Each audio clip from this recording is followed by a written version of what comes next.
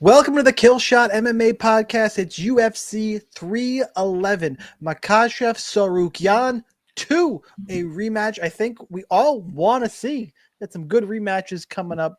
I believe the next pay-per-view after this is it Duplessis? UFC 312. Yeah, Duplessis Strickland 2, I believe. Oh, yeah, I think so. I want to see that fight. I know some people were shitting on it. I'm here for it. Yeah, absolutely. That should be that should be a good one. But we got 14 fights on this card. Gonna break down 12 of them. Usually, I say each and every one we go through DraftKings strategy. We're gonna do all that. Off the top, I'm gonna tell you in case you do not know, we don't have all the DraftKings salaries. Reese Dumas is off. Reese is now gonna fight Bakoyev. Salary's not up for Bakoyev. Reese is going to keep his old salary. And then Guskov, Johnny Walker is canceled. Guskov is going to take on Billy Elikana. We know all that information. Just got some of it. We're going to save those breakdowns for the DFS Army members and VIPs. So go to dfsarmy.com, link in the description or in my bio, wherever you're watching this. Come join DFS Army. You've got notes. We'll do breakdowns there, but we're going to focus on the other 12 fights on this card, break them down, DraftKings strategy, pick some winners, pick some kill shots, hopefully have a big old week. Monk, how did you fare last week? Oof. It was a rough start to whatever year this is, 2025. I had a couple of big whiffs. Whiffed on Dern, absolutely. Definitely didn't get enough Mackenzie Dern. There was a couple other ones that I can't remember off the top of my head without looking. But there were also some good plays too. So I thought it was a great card. Honestly, doing the notes today, this card is freaking phenomenal. I cannot wait for UFC 311. Every card or every fight on the main card is a banger. A lot of these matchups are pretty in depth, so I'm excited. Yeah, we got some good good fights to talk through. There's some fights that I'm lower on that on other cards I'd be slamming in because we have to prioritize some of these fights. So We're going to talk about that. For me last week, I had two big misses in that I didn't put Fatima Klein. Yep. Yeah. And then I was way over on Gaji Yasulov. Yeah. Both of those hurt, but I had like 80 to 90% Tulio Silva, and I ended up with like 60 to 70% Puna, which we talked about. And there was one other spot that I was right on. So I'm like, okay. And I ended up breaking, I think I made like $10. Chris Curtis hurt. Chris Curtis, but it sounds like he scored okay. That one anyways. Yeah, but he scored okay. Yeah, so it was one of those where I had like 65% Gadzi Yasilov and I made a little bit of profit. So thank you very much. The reason for that is because I hedged a shit ton. I hedged back on Bruno Silva. So regardless, plenty of strategy that worked pretty well, but didn't get a big win. And we ended 2024 with a bunch of big wins. Going to look to get back on it today. So I think without further ado, let's go ahead while Monk mutes whatever's going on in his background. And I call him out on it because why the fuck not? Let's break down these fights. I say it every once in a while. We're going to start at the top. I don't feel like honey dicking you guys. Otherwise, you're just going to skip to the end of the video. Anyway, let's talk some of these bangers. Don't go Michael Chandler style. Don't go too far because I have thoughts in these last two fights that really make me upset, similar to Chris Curtis, and we're going to get there. So don't jump off early. I think for DraftKings, those first two fights tonight are going to be more important than I want them to be. All right. Islam Makhachev, Arman Tsarukyan, the rematch was one of Makhachev's biggest tests in the UFC, especially early in his career. And in the rematch, he's still a big old favorite, minus 370. The comeback on Tsarukyan is plus 295. Your DraftKings salaries for this one. Makhachev's 9,400. Tsarukyan is 6,800. Your fight goes to decision prop is minus 135, about 50-50 to see all 5 rounds. They saw all 3 rounds in their first fight. Monk, you're super excited about this one. I'll give the honor to you, sir. Well, I appreciate it. Yeah, I am super excited about this one. Definitely needed to see it. Look, I won't honey dick either. My pick's going to be Islam, probably by decision. I mean, we could go through the stats of some of these guys. individually, but they're both like incredibly good. Islam's all around defense is better than Tsarukyan, but that's likely a product of his longevity and possibly who he was fighting like 5-6 fights ago. Could be just a theory. I don't know. I think I like the fight we're about to talk about more as far as stacking goes. I think that one could see a higher score, possibly. Interesting. Possibly. But honest, like I just think that if someone's winning this fight, and almost the same thing with the co-main, but the winner, the person that's winning minutes is, I think, is going to look dominant-ish. Maybe not that strong of a word, but I think they're going to look dominant-ish is not a strong word. They know what they're doing. Oh, I didn't want to commit to dominant, but better than just meh. How about that? Somewhere in between there. These guys' optimal history is kind of bonkers. So, but in Islam's last 8 fights, either him or his opponent has made the optimal lineup. Now he's made it in 5 of his 8 wins. His opponent has made it in 2 of those 5 wins. So twice, there has been a stack that's been successful for Islam Makhachev. That's the best case for the stack so far. Kind of stat related. So I do love to see that personally. Armin, meanwhile, him and his opponents, I mean, he's optimal 3 out of his 7 wins.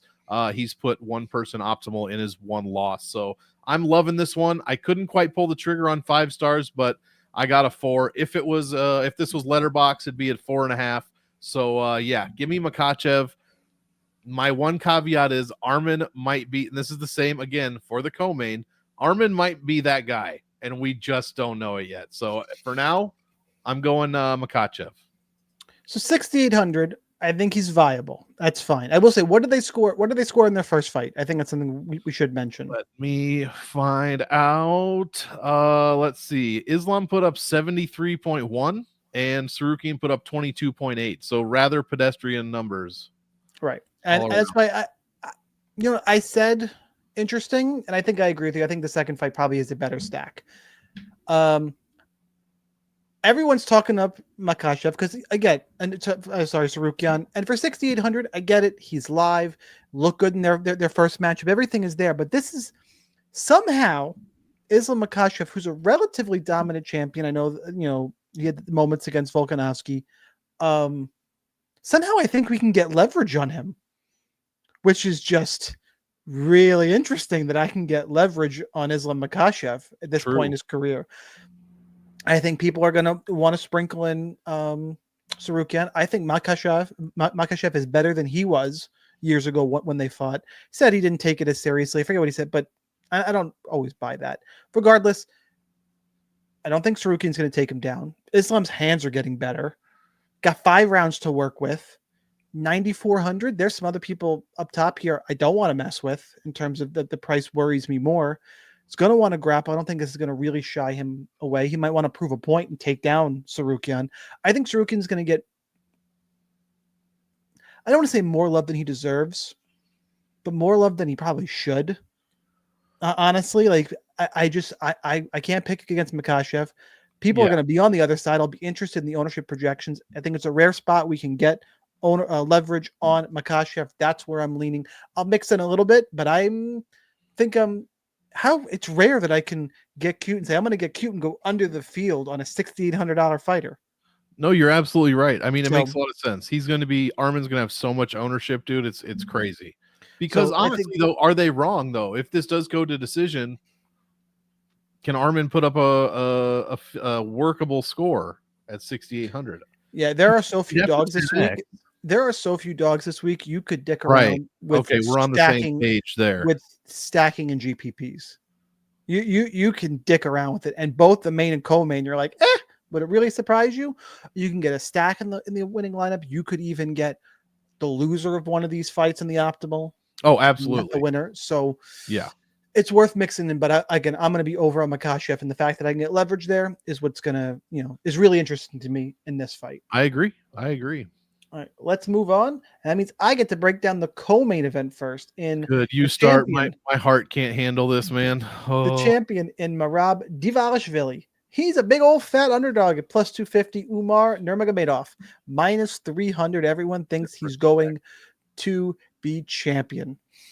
DraftKings salaries: Umar is 9,200, Merab is 7,000. Your fight goes to decision prop minus 225. This is the better cash stack because even if Merab is being pushed up against the cage, he's going to throw something little pity pat shit strikes. Like he just pushes volume all the time.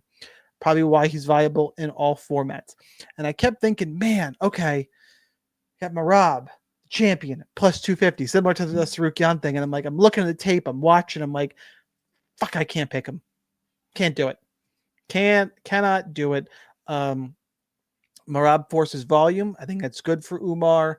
I think this is the better fight to target. There's just no way I'm going to be underweight to either fighter. This is one I'm going to jam in. This is the one I'm getting all in on.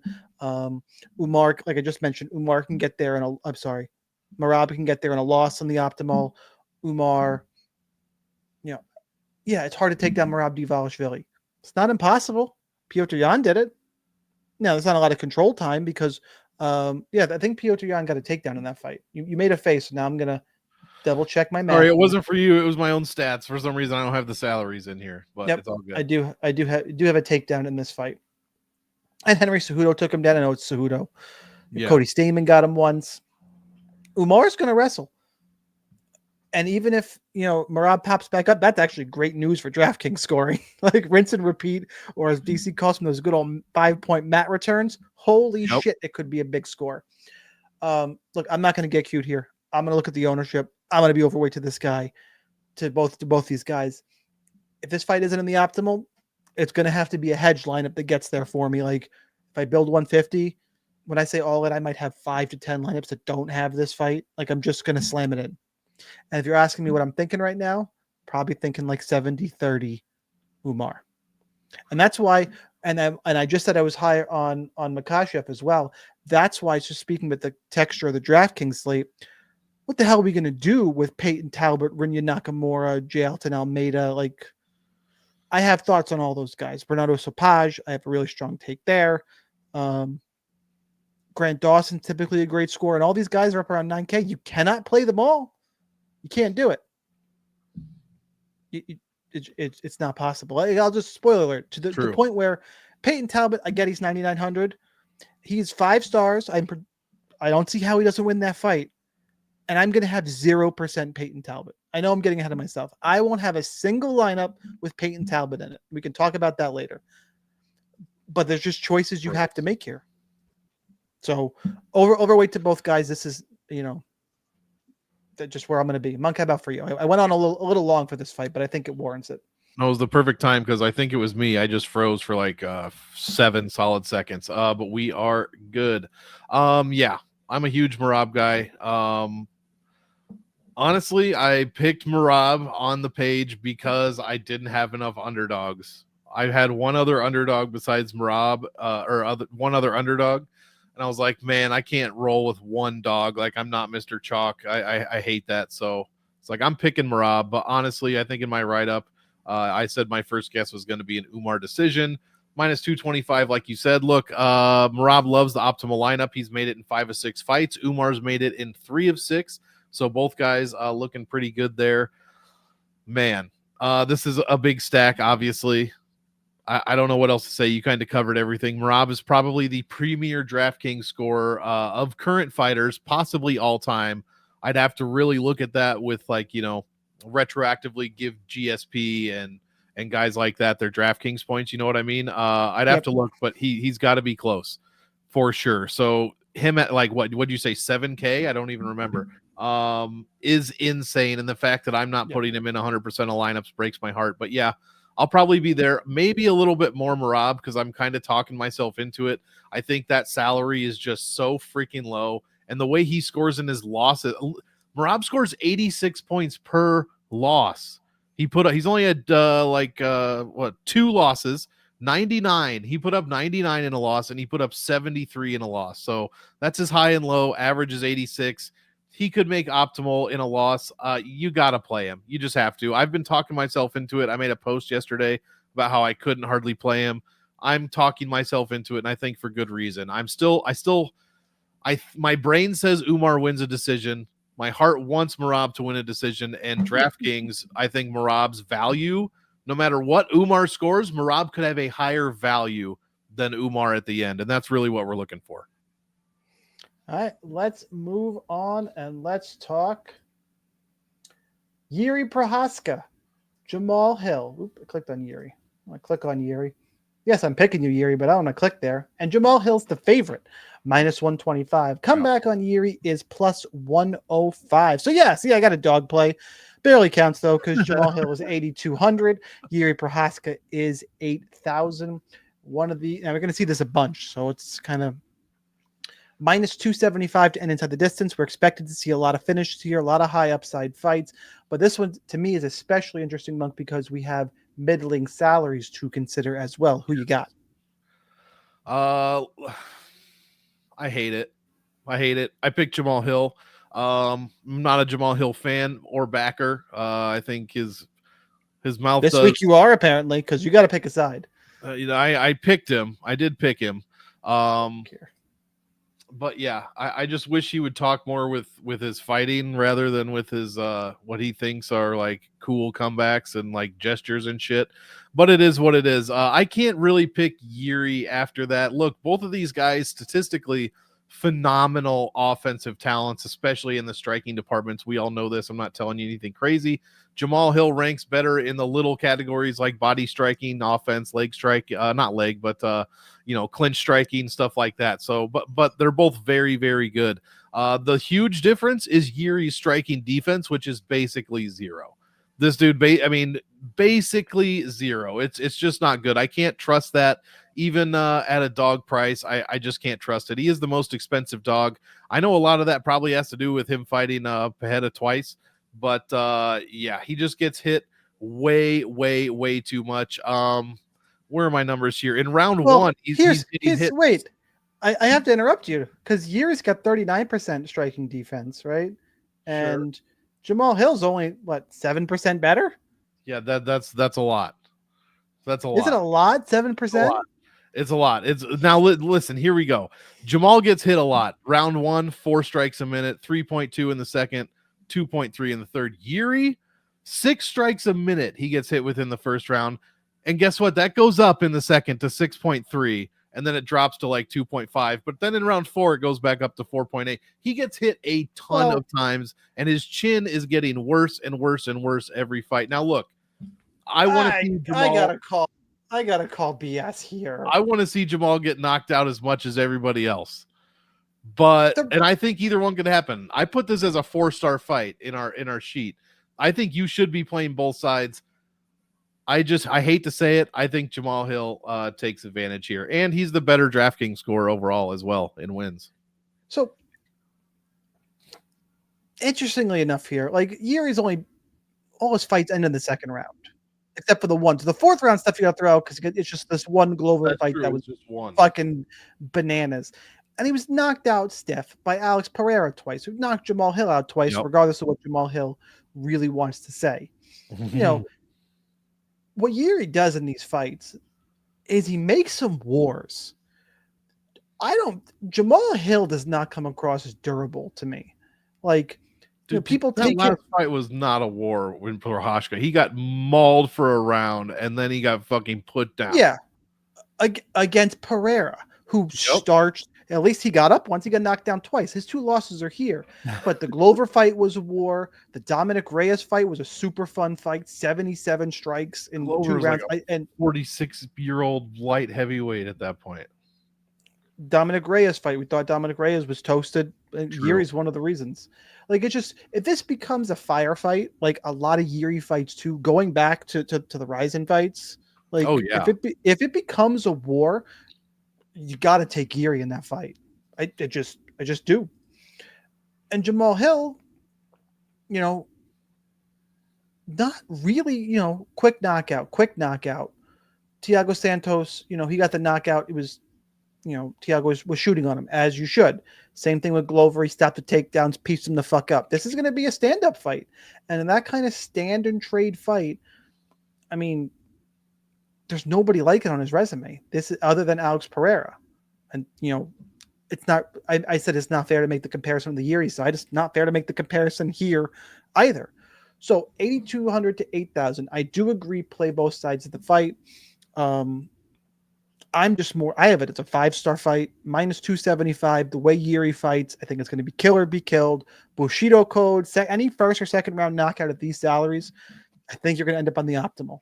I'm probably all in on this fight, and I'm probably 60 to 65% Yuri, 30 to 35% Jamal Hill. That'll put me way over on Yuri and probably about field weight on Jamal Hill. And I'm fine with that. I can't pick Hill straight up. I'll be rooting for it. Just couldn't do it. Again, in a firefight, I'll take Yuri. And the resumes to me are pretty similar. And Yuri can draw you into that high volume fight. Now, Hill probably has a better chance at a 60-second, crazy power fucking highlight reel knockout like the Johnny Walker fight. Could happen. Right. But I'm seeing it play out closer than that. Give me Yuri, and this fight's not going to beat me. Oh, by the way, if you're going to play this fight in cash, you're mentally ill. Yeah. Beneil Dariush, Renato Moicano. Moicano, the money man, he's -1. I was hoping we were going to get flipped odds here. I was hoping Vegas missed this one. They didn't. I know. I was hoping. Moicano's -170. Dariush is +145. Your DraftKings salaries here. Moicano's 8,700. Dariush is 7,500. Odds are over here. Fight ends inside the distance. Good old -145. Not great on this card. However, I am pretty highly exposed overall to this fight because I am jamming the fuck in on one side. I'm going to have a lot of Renato Moicano. Beneil Dariush is getting fight old. Just is. And at the point where if he can't get a takedown, he's in trouble. He's got knocked out in the first round of each of his last 2 fights. Tsarukyan does not have heavy hands. Just doesn't. And then Charles Oliveira got him. You're telling me Renato Moicano's got 72% takedown defense. Benoit Saint-Denis, who Dariush is a better BJJ player. I think Saint-Denis probably got better wrestling. I get Drew Dober got him once taken down, but if he can stop the takedowns, which I think he can, the stats in my eyes tell me he can, Benny Dariush to me is in a world of fucking trouble on the feet. I think that is not a place you want to be. That is where violence lives. And Benny Dariush, I think, is going to get knocked out. If I'm wrong and Dariush gets a takedown and can submit Moicano, if Dariush is the dog, which high-level fight, suppose it could happen. The high-level dogs are always in play. I see the decline.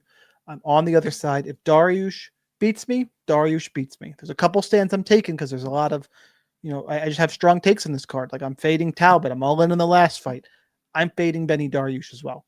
And I'm going to have a core play being Renato Moicano, and we'll see where the chips fall. It seems straightforward to me. Stop the takedowns, get knocked out. How about for you, Monk? Yeah, pretty much. And Moicano, not what I would classify as a slow starter by any means, but round 1 is his lowest amount of volume for sure, at least striking volume. 3.5 strikes a minute. He lands 5 in the second round and 5.5 in the third round. So he really turns it up, especially on the feet, which is, and I agree, where you just said that he would have a huge advantage. Yeah, on the ground, I'd like to know because Dariush extremely well versed on the ground. Much like last week, one of these guys is 35. Which one is it? Moicano.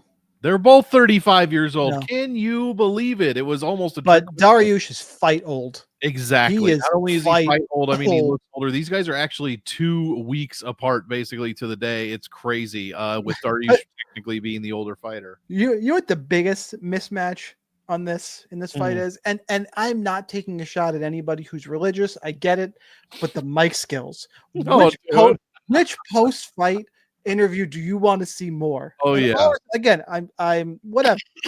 I'm no judgment. It's not my point. Do you want to watch Benny Dariush be respectful and say thank you to Jesus and do that whole thing, which I've seen so many times before? Or do you want to see whatever the fuck unhinged Moicano is going to do? Yeah. The most unhinged Dariush has gotten is when he politely asked Elon if he could get his wife's Tesla because they're on the waiting list. But yeah, so I definitely agree there. I agree. I like Moicano. Dariush is interesting because if this gets past like 7.5 minutes, the finish is probably not going to come, I would guess. And then Then I got troubles. A decent score at what, 7,300? No, we're at 7,500. 75. All right, that changes it. Yeah, I'm not going to be too big on. I just agree with you. I think Moicano is probably better on the feet, and he might rock him early. Who knows? I don't think Dariush is out by any means. I don't think he should be counted out, rather. But I think this is going to be an uphill battle for him here. And that's why if you mix in Dariush, I get it, because with this, you're going to see it. We're gonna roll through a lot of these. There's going to be a lot of similar takes on the underdogs, but I want to point it out now before some of you guys tune out, which you should fucking do. Hit the like button before you go first. But what it's going to come down to is, okay, both the main and co-main could get there, and losses are live-ish, whichever one you prefer, fine. Then it's a lot of people I don't want to fucking play, who I don't think are really live, really having a hard time making cases for. And then the two best cases I have, other than Yuri Prohaska, by the way, who's 8,000, barely a dog, comes down to Clayton Carpenter and Ricky Tercios, which fucking Ricky Tercios again? But it's the context of the slate. We'll get there. And it's why those two guys become important, because you're going to hear a lot of coming up, the dog I really don't want to play, a dog I really don't want to play. You're going to have to pick one or two. I mean, I'm starting to hear people rumble about Sergei Spivak, and I'm like, against Almeida, I guess, but it's just, we're reaching. Pick a couple favorites. Your favorite dogs, I should say. All right, let's move on. We'll give it more of a breakdown here. And another one that I guess I'm picking, but it barely counts as a dog. Kevin Holland, Rainier de Ritter. It's moving. Kevin Holland opened as a favorite, and I don't disagree with this move. I don't disagree with the movement at all. We'll get to the pick in a second, but it's now basically a pick 'em, which means the Ritter's going to be chalky, motherfucker. Yeah. Minus 110 apiece. Fuck you, bettors. I'm going to move the line. Minus 200 inside the distance. Mid-range fight. Inside the distance prop. Well, shit. Probably should be targeting this one. Holland's 8,300. De Ritter is 7,900. Monk, you're first for this one. Yes. Take it away. Yes. Listen, look, going through Kevin Holland's last few wins, he's 5-5 in his last 10. Here's the guys he's beaten: Cowboy Oliveira, Tim Means, Ponzi, aging surprisingly well, both him and his wins, Michael Chiesa, and Michael Oleksiejczuk. His 5 losses are Hamzat, Stephen Thompson, Della Maddalena, Venom Page, and Roman Dolidze. So my point of that is he's beating the guys he's supposed to beat, I think, and losing to the guys that have much better name value as far as, he's losing the guys he's supposed to lose to, basically. Is Rainier de Ritter a guy he's supposed to lose to? That is the question here. He looked decent against Gerald Mearshart, better than decent, actually. His striking was okay. 38 strikes landed, a knockdown, several non-significant strikes. He mixed up to the body, head, and legs about 50-50, or head and then body, leg, 50-50. He looked good, man. Had some power, 5 takedowns. I mean, what is there not to like? I personally think the longer this goes, the worse it is for Kevin Holland. We can get Renner de Ritter at, what is it, 79? Yep. 7,900. I like it, man. It's going to be rough to play Kevin Holland this week, is the point. He's $8,300, and he's going to end on Saturday afternoon as a dog, and that's going to be rough to play him. So, like I said, 5-5 in his last 10. I don't really know where he's at, man. And Reiner de Ritter looks like he's ready to make an impact, and this could be a fight to do it. So I'll be higher on de Ritter, especially at the salary. Yeah, de Ritter was super gassed at the end of his last fight. Here's the real problem. Just go back here. Let's break this down quick. Kevin Holland, 54% takedown defense against Reiner de Ritter. That's a problem. Against anybody, it's a fucking problem. The issue is, and why I can't make this a 5-star fight, and minus 200 feels to end inside the distance. I go, de Ritter can get takedowns, in Holland, Travis Lutter black belt. You say all this. I mean, I've said it plenty of times. It's getting a little old to say, but he can defend himself down there. Can he get back up? No, but he'll spend time on his back. De Ritter will rack up around. And okay. Well, it's not a lock for the optimal. Yeah, since he's fighting the grappler, he'll make bad grappling decisions. It's just a fight IQ. He always does what he's not supposed to. Yeah. So it's and he's got chokes. I don't think he's going to choke DeRitter, but I could see DeRitter winning a decision pretty easily. I think Yeah. there's some good value on whatever that stilly line is going to be. But Yeah. that's the reason for the pick here. Holland can't stop takedowns. DeRitter is going to, was in a grappling match against GM3. Eventually got a submission. Did he look great early? No. And if Kevin Holland can keep distance, he's clearly got the advantage on the feet. And he's live to a knockout too. I'm not saying I'm going to fade Kevin Holland, but in terms of a straight pick, that's why I have to pick DeRitter with a takedown defense, and I'm going to be playing both sides. Not an all-in because DeRitter has got plenty of paths where he's not on the optimal. Like, who's more likely to end up in the optimal if you tell me they win? Holland, because he knocked DeRitter out. Right. So this is one of those they've got some decisions to make, and I'm about to, we're just getting through the main card and all the fights I like. And that's how it's going to be. I'm going to have a lot of lineups with 4 or 5 fighters left. And as we get through the prelims, where you're going to hear me saying as a lot, would be a good fight, going to go underweight on it because the other fights are better. Here's why. So this is one of those that I am going to be jamming in. DeRitter's to pick, but play both sides. And I promise I will not keep saying that before I get some stupid fucking comments. We need like a what do you call those? Like a splash, little jam it in. That's what we need. Jam it in. You shouldn't jam in? Peyton Talbot. Nice. Good. Well done. Yeah, Peyton Talbot's minus 1,000, minus 1,300, minus 1,645 on something called Jazz. I don't know what that sports book is. Come back on Raoni Barcelos, around plus 700-ish. Fight ends inside the distance, minus 325. Should be seeing a finish here, although, let's see. Over 1.5 rounds is minus 165, so Vegas is expecting it to get into the second round.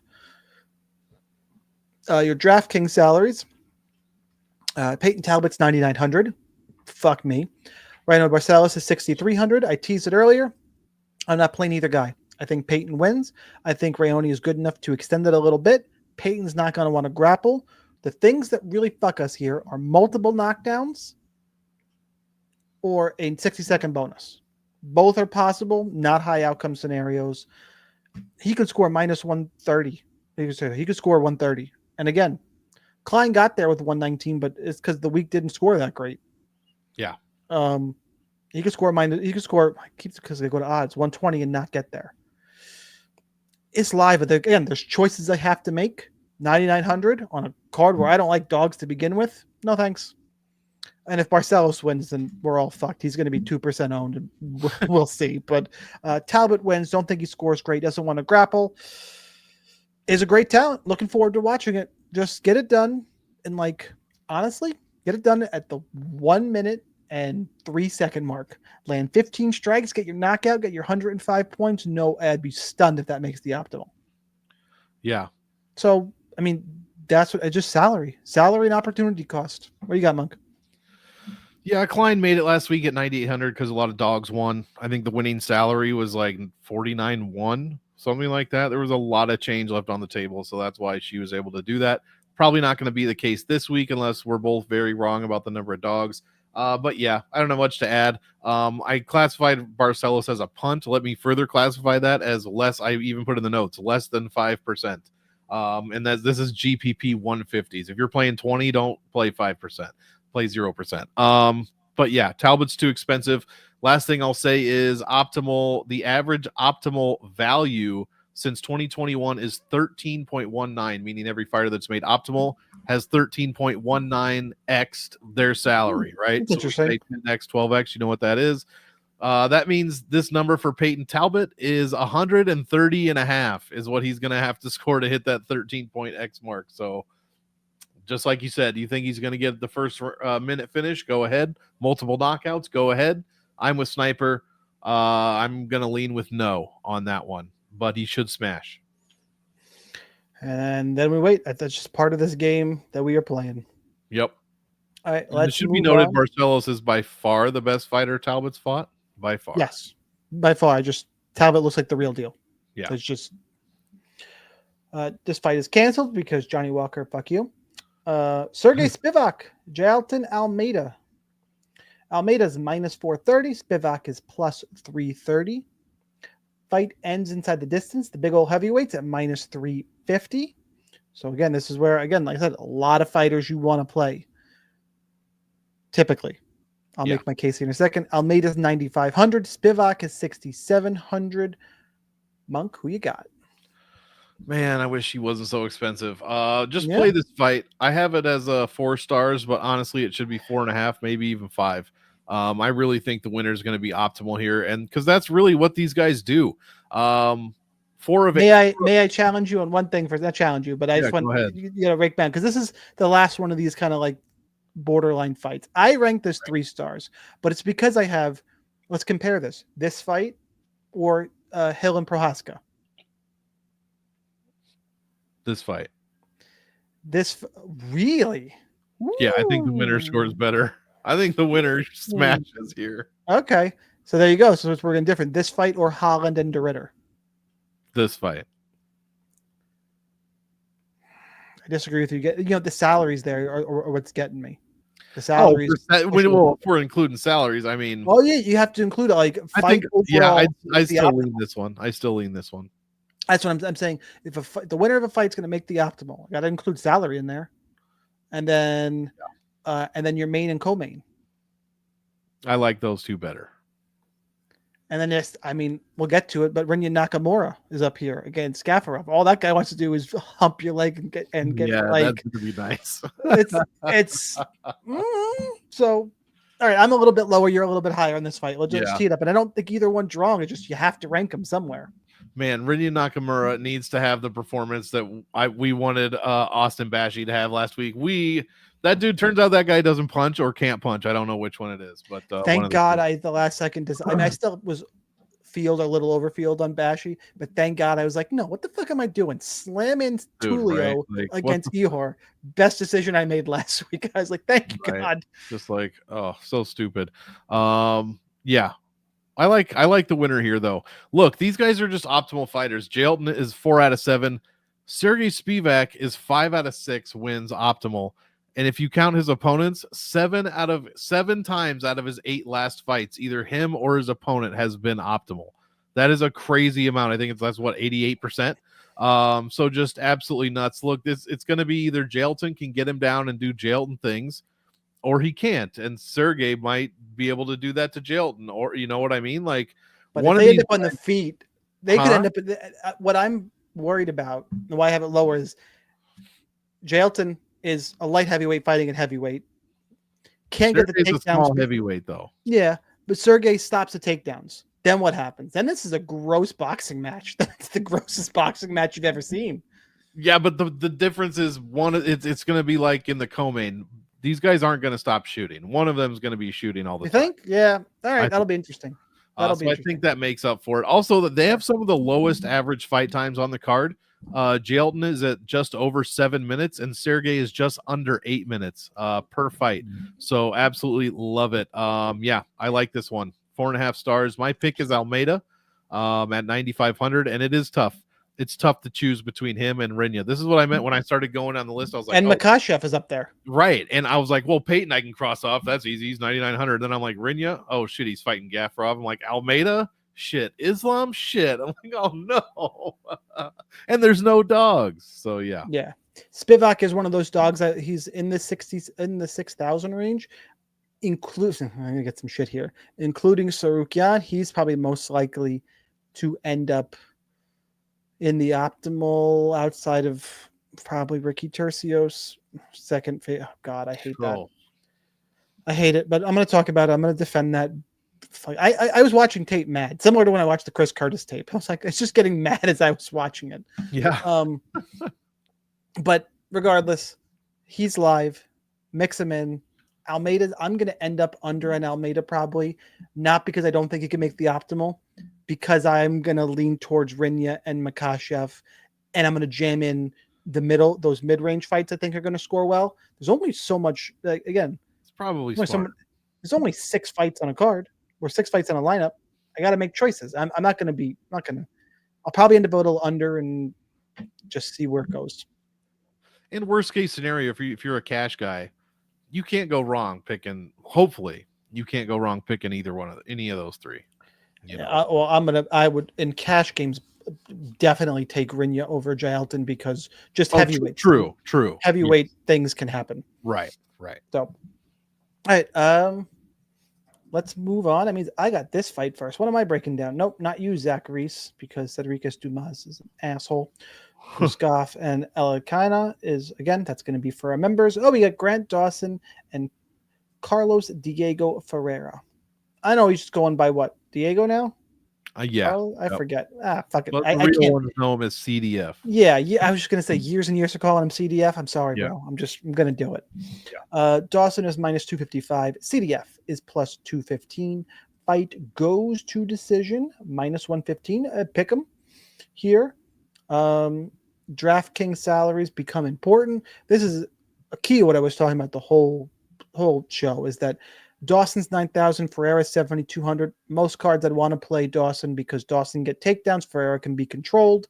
There's only so much we can do though here. I don't think Dawson's looked especially great his last few fights. Let's pull it up. If we remember the Rafa Garcia fight, Joe Selecki took to decision. That was after the King Green. You can almost excuse that because you got to be gun shy after getting that knockout he had against King Green. Was fucking scary. It was like 30 seconds. Yeah, it was one of those that my wife happened to be watching. Goes, this is why I don't watch all the time. Dude, I was on the way home. I was literally 2 minutes from my house. I'm like, oh, the fight's starting. Sweet, I'll get to watch most of it. It was over before I opened my garage. You gotta throw back one more time to last weekend, the Abdul Razak Al Hassan fight. Oof. Have you everybody seen Video Game Knocked Out in real life where he's on the stool and like it's 3 minutes later you're like, oh my god, he was on the ground for a long ass time. You're like, it started to get uncomfortable. You're like, oh fuck, that was brutal. So that was bad. A crazy back and forth. I mean, it's not the same as Congo and Barry, but as soon as he got reckless, I'm like, here we go. So anyway, I just can't get as high in Dawson as I really want. Ferreira is the same age as me. Oh, he just turned 40. We're about to turn 40. Yeah, we're old. My hips do things in the morning. I know I'm not the same level of athlete, clearly, but Dawson's real. Ferreira's back end of his career. I'm going to pick Dawson. I don't have room in my exposures to really. I'll be under to both guys probably. Monk, how about for you? Yeah, same kind of breakdown. I mean, the pride of Stromsburg, Nebraska, Grant Dawson. I just think he gets it done here. There's a 9-year age gap. I mean, he's been on pretty much a tear. I mean, he's 8-1-1 in his last 10. I mean, he looked damn good against Rafa Garcia, looked damn good against Joe Selecki, even though he didn't find a finish. I think he could, excuse me, I think he could look dominant in this one at times. So I'm going to be heavier on Dawson than on CDF. But honestly, I think I'm with you. I'll probably be too light, but I did put in my notes that Dawson could be extremely sneaky, dude. If he comes out here and like scores a crazy knockdown and like jumps a sub or something, this could get interesting score wise. So I am very interested to see DFS Army ownerships before I make any big decisions, but I obviously favor Grant Dawson. Should always look at those ownerships before you make big decisions. Absolutely. The ones on DFSArmy.com. Yeah, clearly. Let's talk about Island Perez. I wanted to make a twerk joke and I just came up empty, to be honest. Against Carol Hossa. Perez, big dog, plus 215. Hossa is minus 255. Fight goes to decision, minus 400. Should see all 3 rounds in this one. I actually think there's a little bit of value in that ends inside the distance number, by the way. But I'll let Monk go first here. Not that I'm a sprinkle, just a sprinkle. Host is 8,600. Perez is 7,600. Monk, what you got? I like this fight, like more than most, I think. I have it 2 stars. Started off, Aylin Perez has made optimal in 4 out of 5 fights and 4 out of her 4 wins. So that's just what she's been doing. Very, very good numbers all around. However, her strength of schedule is dog shit, absolute dog shit. So those numbers have to be knocked down a peg or 6. Meanwhile, Carol Host has been around for sure. That sounded bad. She's been around. I was going to change it to something that sounded worse. She's been in the UFC for quite a long time and fought some very good names. I really like Carol Hosa here. She scores fantastically, like 104.5 in her bantamweight wins. Just fun, like 7.8 strikes a minute against Paney Kianzad, 13.6 against Irene Aldana. That was that crazy fight. When was that one? Yeah, the end of 2023. That's right. I mean, a ton against Yana Santos. Didn't look great against Big Norm there, but in recent times, she's really putting it together. And honestly, I think this is a levels thing. I think Aylin Perez, she's not going to be twerking in anybody's face this fucking week. That's for sure. First of all, it's probably going to a decision. Second of all, she's going to be twerking in someone's face. Well, that's true, but it ain't going to be Carol Hosa's face. The OnlyFans camera she tries to make right. that win bonus. Exactly. It's not going to be Carol Hosa's face. I'm pretty damn sure of that. So I think there's levels here, and I think Hosa is on a different fucking level than Perez. You know, Hosa lands like 7 strikes a minute in the second round, 5.3 in the first, 7 in the second, 7.3 in the third. She is crazy volume and just turns it up fight after fight after fight. Levels to this shit. Perez ain't there. Give me Hosa. I don't think it's close, and I think Hosa is a big sleeper this week at 8,600. Like big sleeper. I don't disagree with you. But I just, again, it's a matter of how much I like the other fights. Yeah. I do think Hosa is a sleeper. I think she's actually, I would go as far as I would play her in cash games. If you need that last person in after your stacks, you end up in that mid 8K. Cool. I love this as a cash play. I put her as all. I had her as cash, and I was like, fuck, I think she scores well enough to but yeah, cash for sure. She's live. It's hard for me to slam her in GPPs. I like Carol Hosa quite a bit. Aylin Perez, I think she'll be able to stop a takedown. She has good takedown defense. Perez will be lost on the feet standing up, and Hosa just beats the snot out of her. That's why, depending on if Hosa pushes for a finish and what Perez's durability really looks like, that's why I like that Hosa. What is the Hosa wins by KO number? Dude, no kidding, because you know what? Perez might look like Ronda fucking Rousey out there with her striking defense. I'm serious. Like, oh my God. Getting hit like with Frankenstein arms, bro. This could be nuts. You see this? Is that 4 figures? That's plus 1,200. Jesus Christ. 12 for 1? Yeah, I'm putting a tenth of a unit on that to win 1.2. That might be the prop of the fucking week, dude. God damn it, man. Yeah. She has that's why she has no finishes. So that's why it's 12 to 1. Yeah, which is fine. Perez, dude, who's she fighting that's anything like Aylin Perez? Kanzad's better, Aldana's better, Santos better all around, Dumont's better, Landsberg, McCann. Then we start getting down to like Jocelyn. Well, Landsberg showing some stupid toughness. Yeah, she did. Yeah, that's true. McCann is extremely tough, and she can take down. Yeah, Besh Kohea. Yeah, McCann just gets subbed every chance she gets. McCann's like, oh, I'm taking down. Oh, here's triangle me, please. Yeah, please triangle me. I don't think Carol Hosa's fought anyone as bad, and I use that. I don't mean it disrespectfully. I mean not as skilled as Aylin Perez in several fights. Yeah, so I'm with you. I like Hosa. I think Hosa is a sleeper on the card. I won't get too crazy in DraftKings because again, there's other plays. Right. I recognize it early in the show. It's like play all these guys. I got to tone it back some spots. Here's one we don't have to tone back. Rinya Nakamura and Muin Gaffarov. I got to get a segue in there every once in a while. Exactly. It was well done, sir. Feel free to jump in back and forth. We're just shooting the shit, talking fights, and some people watch us because I mean, these episodes are about to get 40 minutes longer as soon as as soon as Geek is back from football. Throw my shots in wherever I can. Right. Nakamura's minus 550. Gaffarov is plus 400. Fight ends inside the distance, minus 170. It's okay because Renya's just going to shoot the whole time. Gaffarov can't stop takedowns. The salaries are like 90. Nakamura 9,600, Gaffarov 6,600. Look, I'm fading Gaffarov.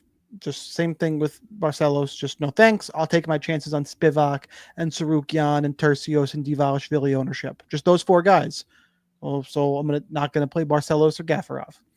I struggle to see how he's going to win. I think Rinya's got some slate breaking upside. It's just a matter of the salary and what you can fit in. I prefer Makhachev more, but for GPP, so is everybody else. So I like Rinya. Think he wins. The perfect setup fight for him. Had a little bit of a challenge last time out. Think he gets his grappling going in this one. Think the prospect shows out. Monk, how about for you? Yeah, I agree. Hold on, where's his takedown numbers? I've come to the point where I have too many stats now. Actually, there's no such thing. I take it back. Yeah, he's been landing good. Yeah, good takedowns. 7 of 7 actually in the UFC. That's crazy.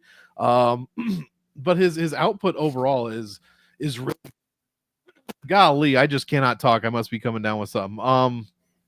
Yeah, it's he scores like 4.6 points per minute, which is 60% better than the bantamweight average of 2.87. So we're really looking forward to that. Look, let's face it, like kind of like you said, his last 2 scores have not been the best. Carlos Vera and Fernie Garcia. He put up 91 and 85. Those are great scores for some people, but average for us hardcore DraftKings guys. But he put up 140 against Kazama. And he did that without landing takedowns, I'm pretty sure.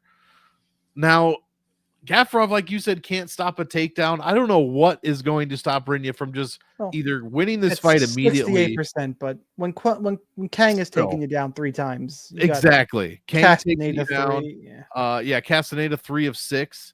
And no takedowns attempted by Said Nurmagomedov because he didn't even have time. He got subbed in 1 minute. He got put in the Said guillotine there, I believe. So that gross score was a quick finish bonus with 2 knockdowns. Yeah, like that was a little fluky, but that was funny as fuck. Dude, so good. One of 50 million Said Nurmagomedov guillotine wins. It's just great.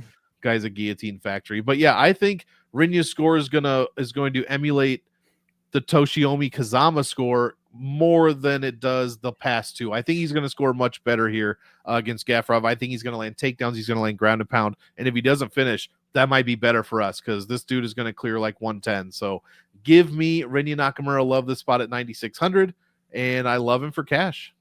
It's just hard to get those guys in, like you said. Yeah. I mean, him, since we've talked about it now, him or Islam, if you got to like pull the trigger, you're probably going Islam. Yeah, because he's cheaper. Yeah, so I guess there's not too much of an argument, other than game theory. But I do like Islam. Yeah. I do like Islam. Very highly owned too, though. People will find a way to put both those guys in as well, so you should be able to get leverage there. You plug those 2 guys, and then you plug in Marab, is going to be a really popular first 3 guys. Exactly, and then you plug in mid-range, the Yuri Jamal Hill fight. That's going to be the highest owned lineup that there is. Those 4 guys. Well, no, you're not going to stack up Islam and Tsarukyan. Oh, I mean Islam, Marab, and yeah, and Umar, not Tsarukyan. Yeah, Marab and Umar, and then Rinya and. Well, let's stack 2. If you're just going straight, I think the most for GPPs, I think the most popular starting place is going to be. I still think it's Islam over Tsarukyan. I think it'd be Islam, Rinya, Umar, and then. Islam, Rinya, Marab, and then somebody from the Hill Prohaska fight. Okay. Yeah. I think that's going to be really popular. All right, let's move on. Let's talk. We got to get to these 2 now. God damn it. I set it up the whole episode. Well, luckily you're first for this fight. Bernardo Sopage, -280. Ricky Tercios, +240. Fuck you, Ricky. Fight goes to decision, -175. Fuck you, Ricky. Because your DraftKings salaries here. A 9,300 for Sopage. 6,900 for Tercios. Fuck you, Ricky. Monk, take it away. Well, I'm surprised Sopage is alive after that crazy knee. I thought he had a second fight, actually, but I was wrong. I think that got canceled. I'm pretty sure we broke down. I think he had one scheduled. I think he had one scheduled. I forget what it was. Look, Ricky can't. I thought this salary was crazy at first. Now I think it kind of makes sense because Ricky can't stop a fucking takedown. He can't. He fought Ayman Zahabi, who attempted no takedown, so let's not count that one. He's got 4 other fights. 31 3 other fights. 31 takedowns attempted in those 3 fights. 17 of them landed. Like, do you think there's a reason his opponents are shooting that? Like, maybe him or them and his coaches know that Ricky can't stop a fucking takedown. So that's kind of what Bernardo does. Like, before he got decapitated by Vinicius's knee, he landed 3 of 4 takedowns. He had almost a full round of control time. And he still landed 3 strikes a minute, 6.2 total strikes a minute. So yeah, he wasn't doing too poorly. So I just can't back Ricky Turcios against a guy who's going to show takedowns. I can't do it. So give me Sopaj. He's going to be sneaky too. But if you're playing Sopaj, like you're in the weeds, like you can't get to Rinya, and you got to make some sort of combination of the 9K guys, and you're definitely leaving somebody out that could score better. That said, if Sopaj rinse and repeats Ricky Turcios or subs him or something, could look all right. So I don't know. I'm interested again in this one for ownerships for sure, but I picked Sopaj, and I don't like it, but I think that's what's going to happen. All right, for what it's worth, Kevin Natividad shot 13 takedowns in this fight. Raul Rosas Jr. all he's going to do is grapple. Brady Heastan, really good grappler, and Turcios won this fight. Sopaj is going to show grappling. I know it's a big if Turcios finds a way to stop the grappling, it's a close fight in the feet. Bernardo Sopaj, by the way, the fight you were thinking of, we broke down this fight already. Turcios, this fight got called off, medical issue after we broke this exact fight down already. Yep. And then the more I think about it, like I hope I said the same shit. Yeah. I mean, Turcios loses to good guys, and Fight Club Rush is where he went after. He was in. Oh God, just going back through his history here. I just don't want to hear him. He's not real, bro. I don't. Oh, this is. I'm sorry. I'm thinking of Bernardo Sopaj. Sopaj, Fight Club Rush, really wasn't can crushing. Fought okay competition, mostly getting finishes. Couple decisions in here. If you go back, if I wiki cap Ricky Turcios real quick, who fights at a Team Alpha Male, which is just weird that he can't stop a takedown. But yeah, so strange. I guess it's neither here nor there. Turcios was in Bellator years ago. Boston Salmon Contender Series got finished then. Lost to Mana Martinez, but again, that's not a terrible loss. It's one of those. We're going to see where Bernardo Sopaj is. This is what this came down to. I got a card where I don't have any fucking underdogs, and I really don't know what Sopaj is. He looked good against Vinicius Oliveira, but didn't get knocked out. Stylistically, it's probably a bit. At the end of that fight, he was dead. Yeah, and grappling makes you tired. So Turcios is live. If he can stop takedowns, he'll be fine on the feet. It's a big if. I'm reaching a little bit, but it comes down to I really don't want to play any Sopaj. We got all those other guys we mentioned. I'm going to take some stabs in Ricky Turcios. So if he stops a takedown, he knocked down Brady Heastan. Yeah. I know he got knocked down by Kevin Natividad, but it's one of those. Turcios it's just or rough. Spivak? It's not a gotcha question. I'm genuinely asking.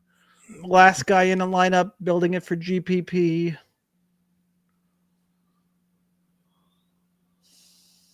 Fuck. Right? Fucking Turcios. Ricky Turcios. Probably right? Turcios. Not by much, but a little bit. Right. So yeah, that's where I'm at. I don't want to play any Sopaj, and I fully admit I'm reaching for reasons to play Turcios. I'm reaching. And I'm just going to leave it at that. It's gross. I hate it. Fuck you, Ricky. All right, let's move on. Last fight. Tagir Ulanbekov taking on Clayton Carpenter. I look for every reason under the sun to pick Clayton Carpenter. Ulanbekov's minus 300. Carpenter is plus 250. Fight goes to decision is minus 250. DraftKings salaries. Tagir is also super expensive, I believe. 8,900. Carpenter 7,300. Carpenter's live for cash games for the inside the distance line. I wanted to pick Clayton Carpenter. I think Tagir's grappling is going to be good enough. I think he gets it done. I think he'll be able to control him. I think Tagir wins. I think he's better everywhere. Grappling should be good. Don't think he scores great, but it's fine. And then I start talking myself into a little bit of Clayton Carpenter of all the dogs on the card. Like, I didn't do this for everybody, clearly, but similar to the last fight, just happened to be there were the first 2 fights of the night. I go, well, shit. Carpenter's undefeated, right? Yes. Is he undefeated? He 8-0. likes to likes to grapple. Young kid improving. Tajir lost to Tim Elliott, so he's probably not top of the division. How good is Clayton Carpenter? Maybe he improves. Maybe the read on him, we don't have enough on tape yet. I'll mix in some Clayton Carpenter for those reasons. Again, I recognize it's a reach, but I don't want a ton of Tajir. Carpenter's got some tools, likes to grapple. I'm going to take some shots on Clayton Carpenter and pick against him. Ooh. I'm still picking Love Tajir Lundbekoff, but I'm for Love DraftKings, I'll have more Clayton. Yeah, I don't know. I don't think Tajir's losing. I mean, he's not related. Maybe he is related. I don't know. I know he trains with all those guys, Islam and shit. There's no way he loses on this card. If They're he does, all in a bathtub together. they'll throw him to the wolves or some shit, man. Like, he can't lose on this one. So that said, I don't think he's going to score very well. He might 11x his salary, but at 8,900, that's not really enough for this card, probably.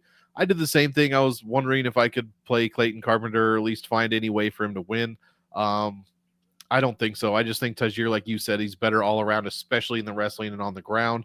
And that's exactly what I think is going to happen here. So Tajir by decision. I put this as a 2-star fight. I think that's the lowest I rated any fight. I don't even know if I had any other. I put the Talbot fight as 2 stars as well. So if that tells you anything, there you go. So yeah, not too excited for this one from a DraftKings perspective. I just think Tajir probably smashes, and not in a good way that scores a lot of points. Smashy. Yeah, I'm kind of with you. All right, we broke down all 12 fights. We have 2 more in the Discord, those late notice replacement fights. Hit the like button. Don't go anywhere, though. We got to talk kill shots. If you don't know what a kill shot is, it's an under-owned play, which could be hard this week.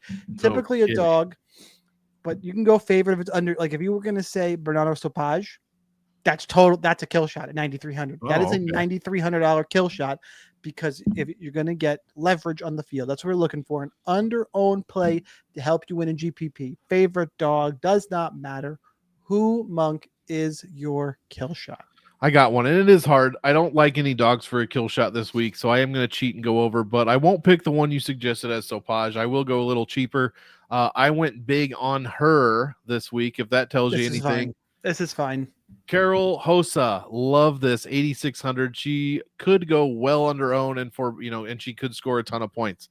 So I'm hoping to see a domination of Perez. Hope all the people that love twerking play Perez, so I get even more leverage here, and love her for cash too. Let's go, Carol. That's a super solid one. Super solid. And it's viable because the fight is projected to go to decision pretty handily. I think it's it's like minus 300 or some shit. Yeah, I like, maybe not. I don't know. I want to say DeRitter can't do that because of the line movement. He'll get chalky. Same thing with the mid-range fight. You took Hosa. Moicano is not. That's not a kill shot. I'm fading Barcelos, Gafarov. Yep. You can't go main or co-main event. It comes down to the same question we asked before. This is gross. It comes down to Ricky Tercios or Sergey Spivak. Yeah. I fucking hate my life right now. Like, that's what we're doing here. It really does. I said Tercios earlier, didn't I? You did.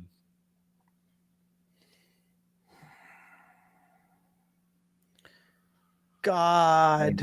I want to say Spivak because maybe that loss will force fucking Almeida back down to light heavyweight. Oh. Boy, they could really use him down there. Just dump everybody. No, I'll take Tercios, and I hate myself. Honorable mention goes to Sergey Spivak. Golly, I never wanted a kill shot to lose more. Was your kill shot Chris Curtis last week?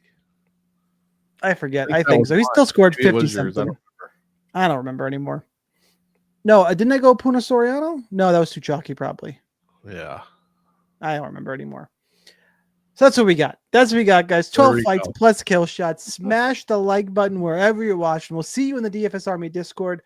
Monk, you got anything else for 311 before we bounce? That's it. I'm super excited for this one. I think we have a week off, so enjoy that, and then we'll be right back on it, probably with several weeks in a row of content. So we will see you there. Subscribe, like, all the good shit. Good luck in those contests. Helmets up for the DFS Army members. We'll see you next time.